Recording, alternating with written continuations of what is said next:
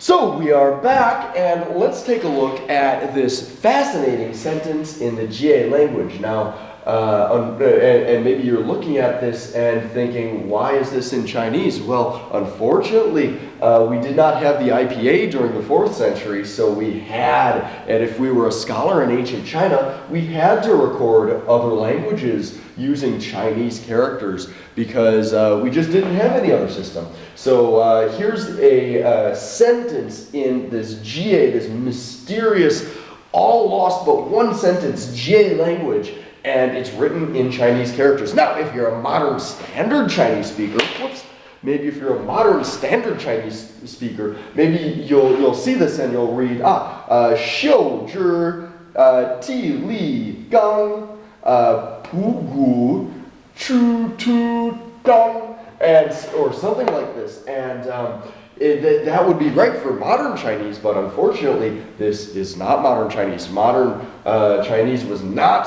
modern standard Chinese was not spoken during the 4th century. So before we even have a feel of what this language sounded like, we need to reconstruct Middle Chinese or early Middle Chinese, which is the Chinese language as it was pronounced, as it was spoken during the 4th century.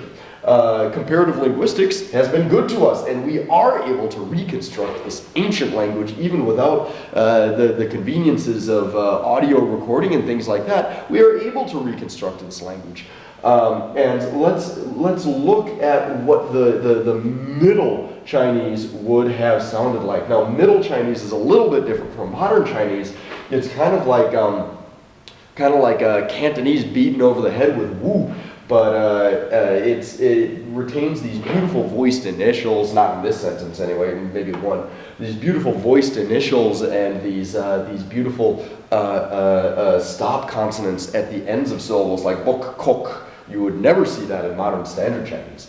But anyway, so this is Middle Chinese. We need to take off our modern standard Chinese goggles and put on our ancient early Middle Chinese goggles. So let's look at how the sentence would have sounded. Suke tirekang bokkok kotoktang. And this is how this sentence would have been pronounced, or how it would have, how this sentence would have actually sounded in the Jie language. So, and this monk who wrote down the sentence was actually kind enough, or the chronicler who wrote down the sentence was kind enough actually to give us even a gloss. So let's look at this word suke. This word suke means army or armies, and tirekang means to go out or ausgehen, to go forth, and bokkok is a guy's name. Bokkok was a title or a name, and bokkok kotoktang is to catch or to capture. So let's look at this. So suke tirekang bokkok kotoktang, army or armies go out, Bokkok capture. So poor Bokkok, the army is going out to capture him, and poor Bokkok, I don't know who he is or what he did, but I would not want to be him. I would not want to be on the receiving end of the wrath of the later Zhao dynasty. But anyway, so let's look at this sentence. Linguists have been having a great time with this one. They've been having a fantastic time. It's just been a field day. Originally pretty much everyone just made the assumption that this was a Turkic language because, there are so many Turkic tribes wandering around at this time in history, so obviously the Jie must be Turkic too. Well, and they've done some really incredible mental gymnastics to force Turkicness onto this language. Some linguists, for example, they conveniently leave out the reconstruction of ancient Chinese part and just go by modern Chinese.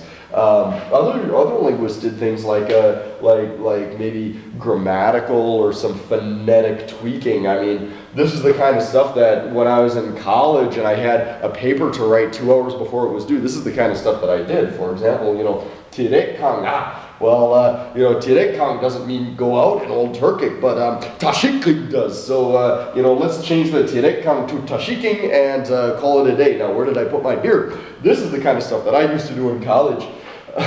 But the reality is that this sentence just does not fit with Old Turkic. And attempting to force Turkic onto the sentence is a betrayal of scholarship, maybe even of the scientific method.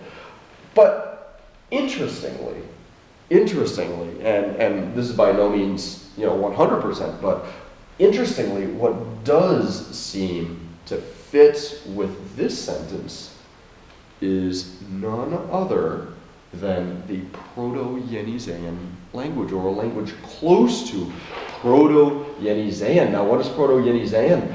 Proto-Yeniseian is the ancient ancestor language of Ket, which is my own favorite language. Now, and what's even cooler is that this word jie, this word jie in Middle Chinese would have been pronounced just like the word ket. The j sound in Middle Chinese was a k sound, and there was in ancient Middle Chinese there was a t sound at the end, so jie would have been kyat or something like this. In fact, if you're a Cantonese speaker, you already know this, because when you look at the character for jie, maybe I can remember it. Maybe I can remember the character. Let's see. The character, something in here, and I had to look at my notes here. Here we go. This is it. This is it. And that's right. And this little enclosure here with a guy in it. Okay, jie. And so this is the character for the jie people. And if you're a Cantonese speaker, you already know that this word is pronounced in Cantonese, it's pronounced kit.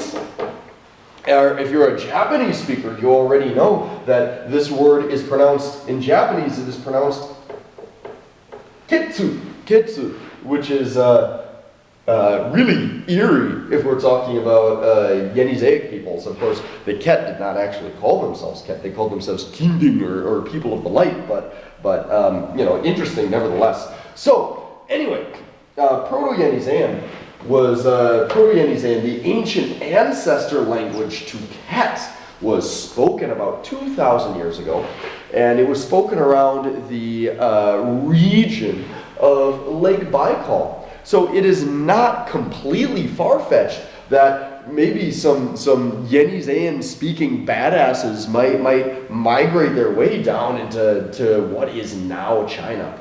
So anyway, let's look at a little bit of Proto-Yeniseian. I'm going to stop the video and we'll come back in just a second.